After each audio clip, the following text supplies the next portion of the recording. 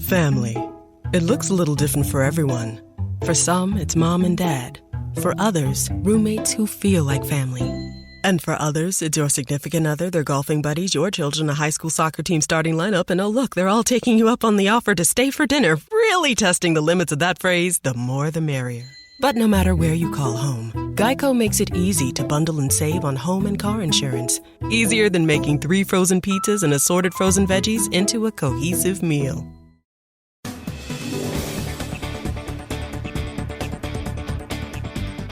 Hello, thanks for tuning in to another episode of NCIA's Cannabis Industry Voice on Cannabis Radio.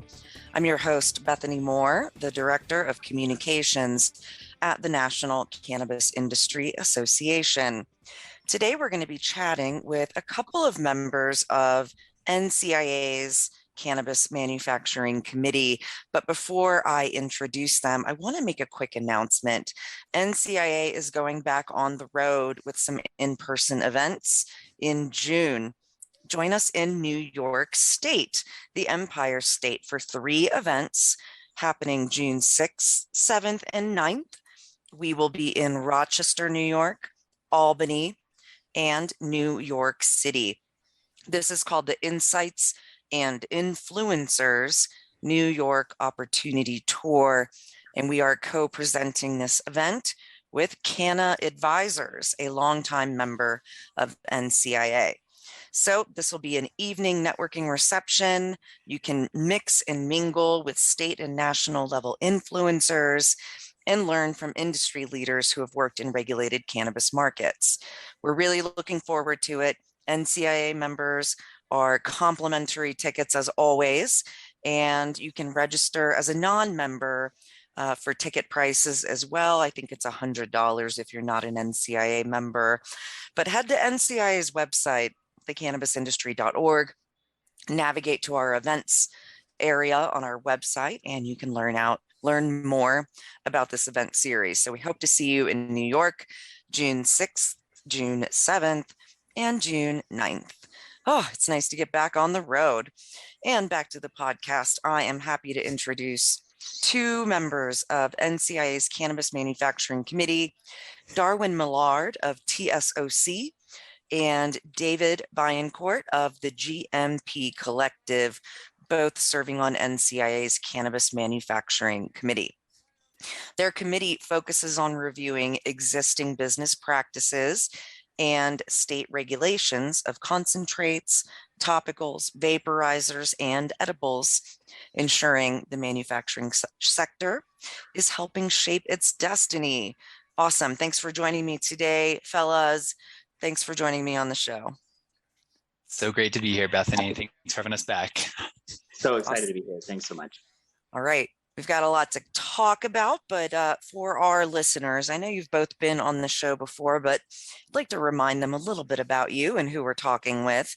So I'd like to know why and how you are involved in this wild and wacky cannabis industry from a professional perspective, as well as your personal reasons for being involved in this very, very complicated cannabis industry. David? Sure.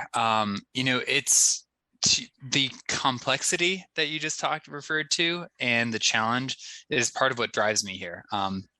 I'm a quality-minded person. I'm a scientist by education, and recognizing the lack of standardization from colleagues that I've gotten to know, Darwin and many others that have run cannabis businesses or part of the Medical Compassionate Use Act in California going back to the 90s and 2000s, recognizing that they would really benefit from standardization, SOPs, quality, data, and all that to ensure that products and patients are protected and that consumer health is protected is really what drove me to leave formal corporate America with working with EPA testing and Department of Defense to a way more exciting industry where there's actually an opportunity to make a difference. Beautiful. Thank you. And how about you, Darwin? Yeah, thanks for asking. So I get to be a little unique where my personal story and professional story kind of commingle, where I'm a mechanical engineer by training. And for me, when I graduated college, I could have either designed and built slurry pumps for the fracking industry, or dived headfirst into Colorado's fledgling medical cannabis industry. And 17 years later, I wouldn't change anything for the world. I've been able to travel the world. I've been able to help clients on like every scale of extraction and product manufacturing you can think of. And I get to work in an industry that I'm passionate about every day, and get to see it evolve, from black market to white market. And so it's just been an amazing opportunity. Awesome. Well, we are glad to have both of you on the podcast today, as well as members of NCIA, and going a step further and serving on one of our 13 or 14 committees, the Cannabis Manufacturing Committee. So I'd love to hear more about what you're up to in your individual companies, as well as what's happening with the committee as we're heading through 2022 here. David, how about you first? Yeah, and so actually I've been serving currently the chair on the facility design committee, and we just published a great blog series. I think we're in the middle of it, essentially to provide industry and new businesses, new operators with guidance on where do you even begin. So I think we've titled it the things to know about that you maybe were afraid to ask, both from a cultivation, dispensary / retail, extraction and processing operation. So really diving into key considerations that can help folks that are in this industry as operators or future operators to make sure they're asking the right questions before they design something with all the capital expenses involved, to ensure that they're actually going to work operationally. And it's been really fun. We've got a team of architects, greenhouse design builders, equipment manufacturers, HVAC, water systems, process engineers, et cetera. So it's a really fun group. And we actually just started doing work with the DE&I committee, having them come in with social equity applicants and just putting us on the hot seat. What questions do you have for us? What are things that you're stuck on while you're going through your process? And you've got all the experts in the room to give you information and give you more insight and education to be able to make better decisions and hopefully work with us further. Awesome. Yes. And thanks for reminding me that this is two committee members from two different committees I'm talking to today. So we've combined the Cannabis Manufacturing Committee and the Facilities Design Committee to talk about some things in this podcast. Thanks for that. Darwin, tell me more about what's going on with you and what we're looking forward to doing this year with the committee work. Yeah, so I'm currently the chair emeritus for the Cannabis Manufacturing Committee. And the new group this year and from last year has just been doing some amazing stuff. Earlier, we had a blog come out in regards to IP and trade secret issues for those in the cannabis industry. How do you patent your processes that you're doing or a product, or what's the difference between something that's patentable versus something you might want to keep as a trade secret. So that's been a great opinion piece of providing some valuable information there. And we're currently working on two other amazing pieces, a hazard analysis for safety blog. So there's a lot of, as David comes from the quality management side, HACCP analysis for quality control and other potential issues related to consumer safety related to the product. But there's also hazards in your facility related to personnel safety, OSHA stuff. So our manufacturing committee is going to be doing a blog post on how you would do some of the hazard and safety analysis related to personnel safety and operational safety. And then a great webinar with a colleague of David and I's, Dr. Robert Thomas, which will be talking about vaporizer devices and heavy metal testings and emissions testings for vaporizer devices and the challenges associated with that. And I'm really excited for that webinar that's coming up here soon. Besides that, TSOC provides process trained design and engineering services for the marketplace, and just continuing to help clients be more efficient in an ever evolving marketplace. Awesome. Thanks to you both for that. I think it's really fun watching these committees at NCIA made up of NCIA members. They are starting to cross the streams. So, the Cannabis Manufacturing Committee, the Cultivation Committee, Facilities Design, Education, Human Resources, they've done a lot of work internally in their own committee to come up with their own standards. Standards are going to come up a lot in this podcast. Best practices, advice, how-to guides. And as we continue to move forward, I am noticing that we're crossing the streams a little. There's some collaboration from one committee to another committee where they're seeing some overlap in what we're all trying to do, which makes perfect sense. But we are getting to the stage where I'm seeing more and more combination blogs and a podcast like this as well, where there's some overlap. What do you think about that?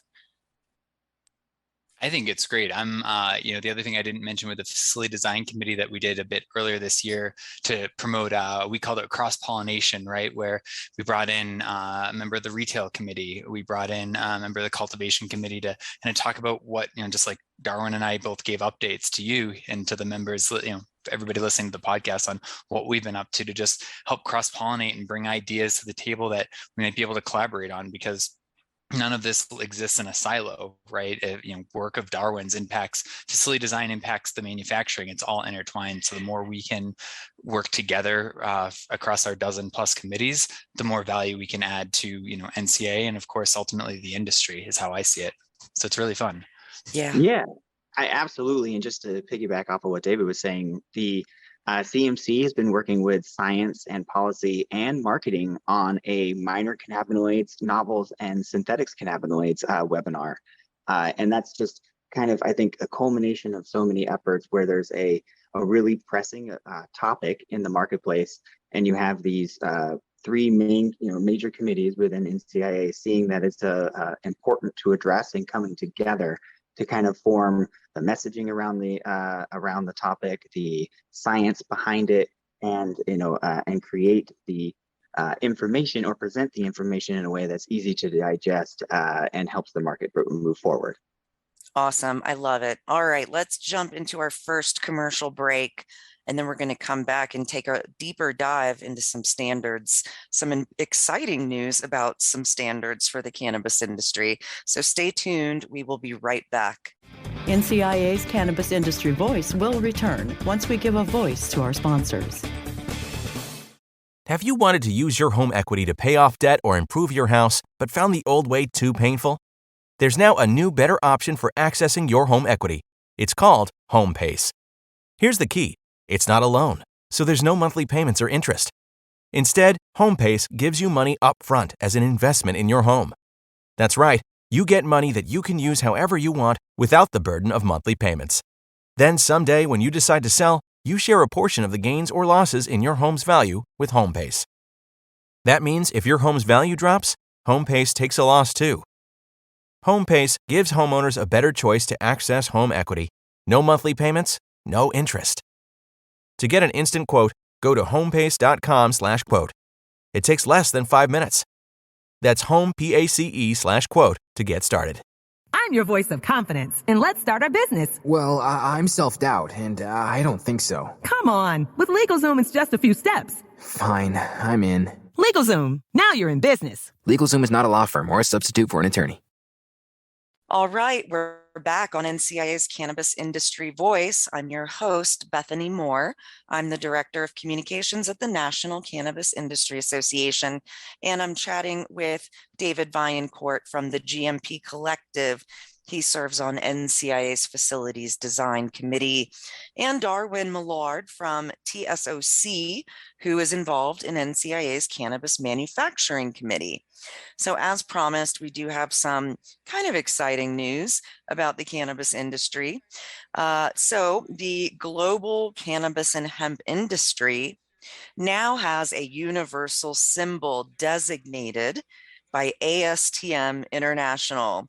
Woohoo! This is exciting. We'll talk more about why it's exciting later. It looks like a yellow triangle with the cannabis leaf in the center.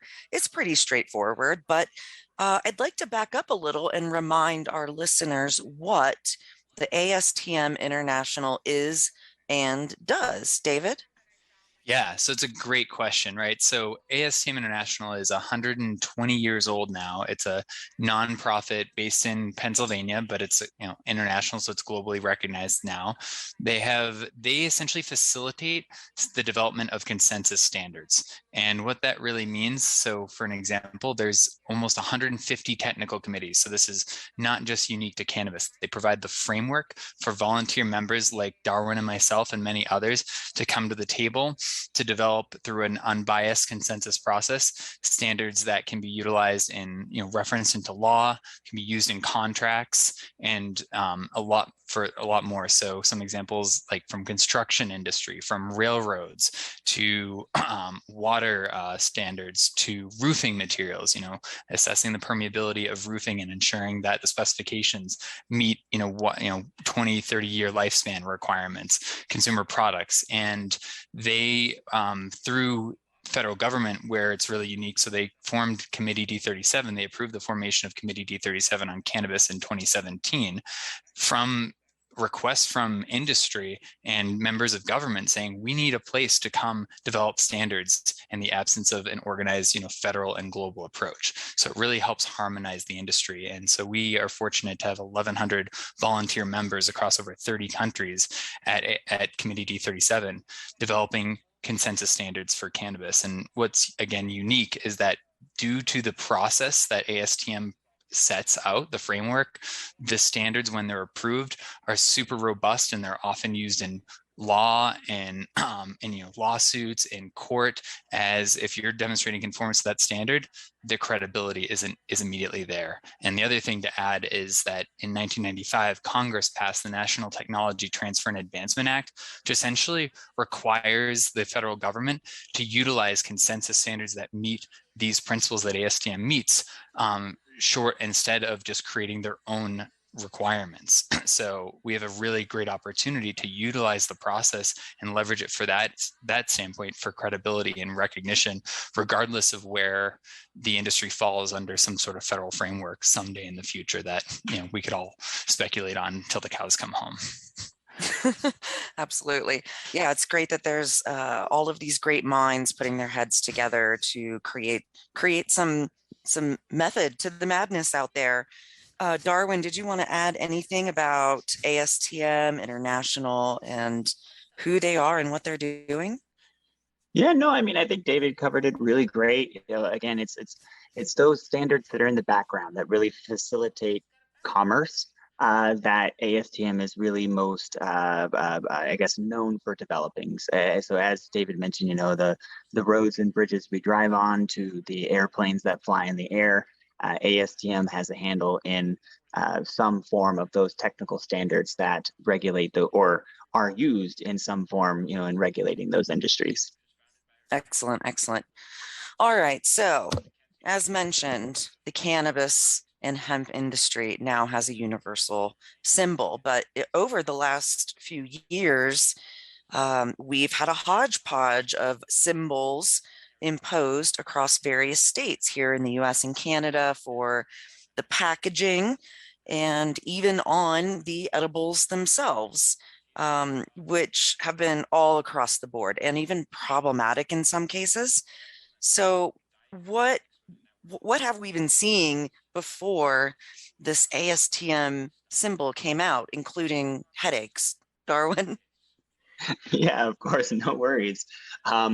Yeah, so there have been a lot of different symbols. There are various different iterations from Arkansas, which I think is probably the most confusing and least helpful. It's just a giant letter A, and then a capital letter A and the capital letter M and another capital letter M on top of each other. I guess vertically, just to the right of the A. And it's like, what does that mean? It's obviously Arkansas medical marijuana, but it's a confusing orientation. Then California has, of course, the triangle, the leaf, and the exclamation point with the letter CA underneath. You've got the diamond being used in Colorado, but also being now kind of harmonized with Florida and Ohio. And in that diamond, they have the letters THC and an exclamation point. Maine has a triangle with a cannabis leaf in it. Then it says contains THC beneath it. Michigan has an upside down triangle. Canada, for instance, has a stop sign. And there are lots of different kind of orientations between diamonds, triangles, rectangles, stop signs, lots of usages of the THC, the cannabis leaf, an exclamation point. So, there have been lots of iterations. And as you said, sometimes problematic, does it actually convey the proper message to the consumer, right? Are we trying to scare them away from the product, or are we just trying to be like, hey, you should know this has some THC in it? And on top of that, some states go further, right? They, as you said, they want it on the product itself, or even embossed or debossed onto the edible, like in Colorado, Vermont, New Jersey, Maine, and New Mexico, all require it actually on the edible itself. Right. Yeah, I've definitely seen that. So you've got like a impression in the chocolate bar on every single square piece. And that's quite a bit. It does make them look interesting for sure. David, did you want to add anything about this hodgepodge of symbols that we've been using up until hopefully the adoption of this new standard? Yeah, well, I think Darwin kind of summarized it well, right? The takeaway is it's a disaster. And if you're a packaging company, or you're a multi-state operator, or you're just any operator, and you want to, license and brand in another state, how the heck do you do that? Your packaging cannot be the same. It requires a lot of extra work. And then, of course, the messaging. What's the purpose of a symbol, a warning symbol? To warn the consumers, right? It's not meant to be a security protective measure. It should actually be the easiest thing to adulterate and repeat, right? So every state has taken a different approach. And with that, we've got consumer confusion. It's not achieving any of the goals that any state or marketplaces wish to set out. So coming together with, I know what Darren will dive into about the universal symbol and the work that led up to the passing of that at ASTM, is a pretty awesome milestone for our industry to embrace. Awesome. Yeah, absolutely. Yeah, it's been very interesting, even traveling and purchasing edibles in various different states, what's required on the packaging. And you shouldn't need like a codex as a consumer, especially, to figure out what the heck's going on with this edible. Like, why is this on my chocolate bar, and for what purpose does it serve? All right, let's take our second commercial break, and we're going to dive in even deeper on this issue. Stay tuned. We'll be right back. NCIA's Cannabis Industry Voice will return once we give a voice to our sponsors.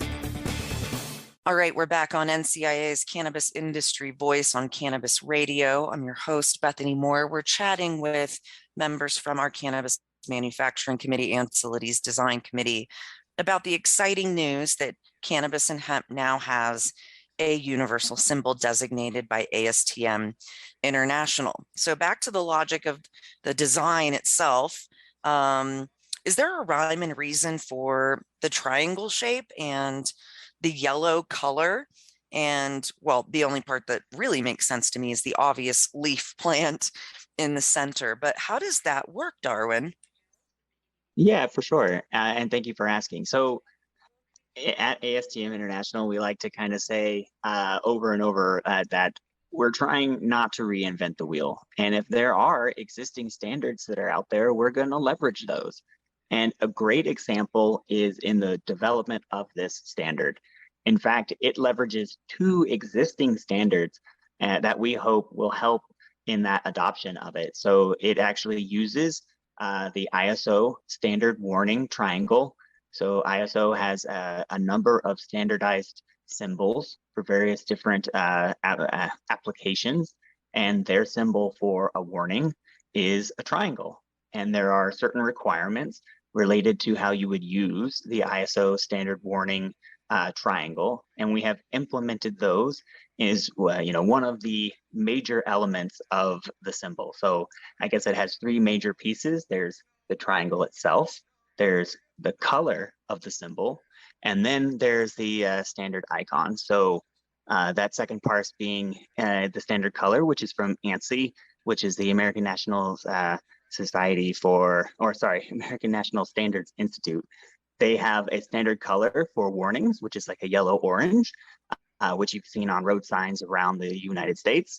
And then in fact, ASTM, our group, had to standardize an icon, and we went with the cannabis leaf over exclamation mark, over the THC letters themselves for a number of reasons, but mainly because the leaf was the quickest and the easiest icon to associate with cannabinoids, cannabis plant in general, and it was the fastest to kind of convey the information we were trying to the consumer. Oh yeah, absolutely. That makes sense. We've got just a couple minutes left, and I have another question, but I know I wanted to mention for sure that there is a webinar coming up on NCIA's website on Tuesday, June 28th. It is about everything that we're talking about right now, the ASTM's new International Intoxicating Cannabinoid Product Symbol, everything you want to know and more. So I just want to make sure our listeners know that we will have a more in-depth webinar being offered on Tuesday, June 28th. Check NCIA's website for more information. Okay, so as we're wrapping up here, what happens now? Now that we have the symbol that's universal and standard, what does it mean? What could it mean for our industry, both the producers in the industry and the consumers? Yeah, I'll quickly answer that, right? I think it's part of the awareness campaign. Thank you, Bethany, for having us on to talk about it and inform people. It's folks, ASTM doesn't advocate. They're just there to provide the framework and educate and inform industry, regulators, et cetera, as they request it. So it's up to us as industry, as lobbying groups, as education and trade groups, et cetera, to go out and, talk to your legislator, talk to your regulators, talk to your companies, and, request that this be adopted and utilized. And I think there's another great opportunity within like the hemp industry, where intoxicating products that maybe aren't regulated or are in a gray area, to utilize this symbol to ensure they have credibility and standardization. They can lead the way in the absence of clear guidance from regulators. So I think that's part of the solution. Just call to action, get involved, advocate for this. Get involved. Let's adopt this. Let's keep it simple, sweetie. And this really helps keep it simple. I like it. It's logical. It makes perfect sense. Thanks to you both for joining me on the show today. Let's adopt this in every state, and let's continue to standardize certain aspects of our industry where it makes sense as it matures. That's our takeaway here, right? Absolutely. All right. Well, thank you both. Looking forward to learning more in the webinar currently scheduled for June 28th. ASTM's new International Intoxicating Cannabinoid Product Symbol, everything you'd want to know and more. Looking forward to it. And thanks to you both for joining me on the show today. And thanks to our listeners for tuning in to another episode of NCIA's Cannabis Industry Voice. Until next time.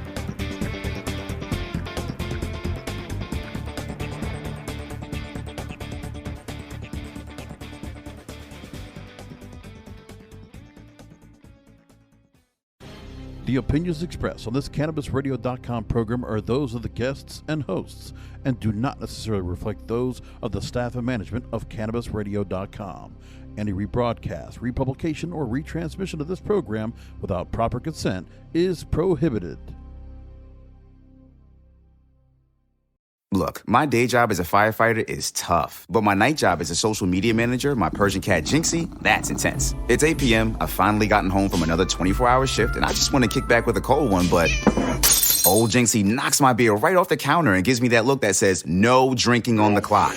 But Heineken 0.0 keeps us both happy. Zero alcohol, but just as refreshing. So I get my drink, and I can still work on Jinxie's new line of merch. Heineken 0.0, 0.0% alcohol. Now you can. Must be 21 plus to purchase. Enjoy responsibly.